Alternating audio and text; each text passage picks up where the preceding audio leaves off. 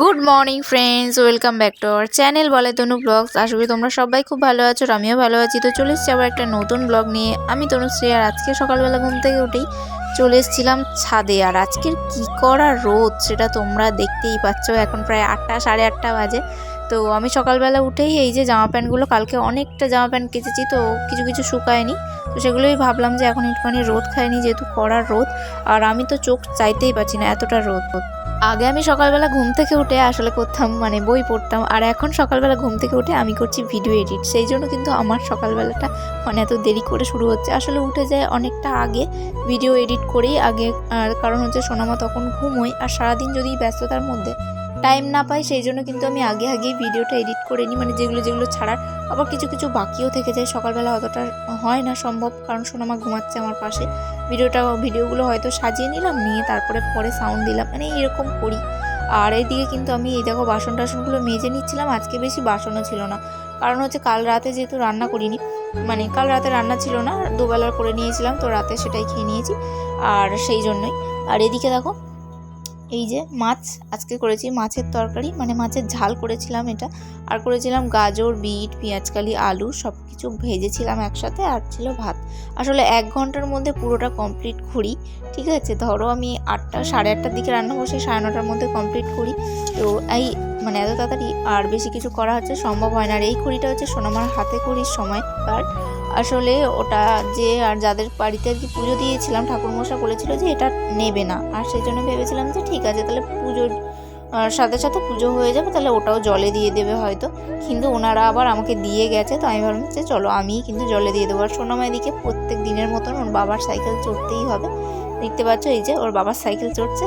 তো এরপর বাড়িতে এসে ওকে খাইয়ে দাইয়ে স্কুলে পাঠিয়ে দিয়েছিলাম। আর এখন ওকে স্কুল থেকে বাড়ি নিয়ে যেতে এসেছি। আর ও দেখেছো সারা রাস্তা এরকম ছুটতে ছুটতে যাবে, গাছের পাতা ছিঁড়বে, এই করবে সেই করবে। ওর যেতে যেতে আধ ঘন্টা লেগে যায় আমার। আর এমনিতে আমি 5 মিনিটে চলে আসি, আর ওকে নিয়ে হাঁটতে গেলে আমার আধ ঘন্টা লেগে যায়। এই যে ওর ব্যাগ, আর তার সাথে খিচুড়ির ব্যাগ একটা, খিচুড়ি দেয় ওর স্কুলে, খিচুড়ি, ডিম, কখনো ভাত, ডাল, ডিম, ঠিক আছে। তো তারই একটা খাবারের ব্যাগ আর একটা স্কুলের ব্যাগ। তো এসে দেখো কি বদমাইশি শুরু করেছে, বলছে এখন খাবো না। এই দেখো ও যায় এমনি ভাত খেয়ে খাইয়ে পাঠায়, তারপর স্কুলে আবার ছাতু দেয়। সেই জন্য কিন্তু পেটটা ভরা থাকে। সেই জন্য এখন আজকে ওর খাওয়ার ইচ্ছা হয়নি। আজকেও দেখো গামছা নিয়ে বদমাইশি করছে, বলছে আমি বিয়ে বাড়ি যাচ্ছি। স্কুল থেকে এসে দেখো কি করছে, বলছে এখন খাবো না। এখন বলছে খাবো না, এখন বদমাইশি করছে।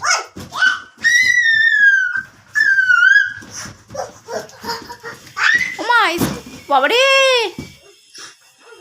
স্কুলে কি পড়েছিলে? এ আর কি বি পড়েছিলে? তা বলতে হয় তো সেটা। মাথা কোনটা বলেছিলে? আমার স্কুলে কিরম গান হয়, আমাকে একটু দেখাও কিরম স্কুলে গান করো।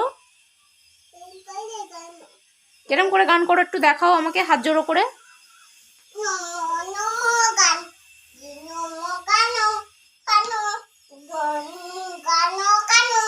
ধন ধন্যে পুষ্পে ভরা করো। আমার মেয়ে তো গান করবেই না, হাত জোড়ো করে জোর করে রেখে দিই ধরে, না তো শুধু এ মাথা ছুটবে আর ও মাথা ছুটবে। এত পাজি, আর আমি থাকলে তো বেশি বদমাইশি করে। তাই ওকে কিন্তু আমি দিয়ে বাড়িতে চলে আসি এখন করে। বেশ এখন থেকে যদি না প্র্যাকটিস করাই, তাহলে কিন্তু ওর অভ্যাসটা হবে না। তো আর ও সবার সাথে বেশ ভালোই খেলা করে, বাচ্চাদের সাথে। তাই কিন্তু আমি ওকে রেখে দিয়ে চলে আসি।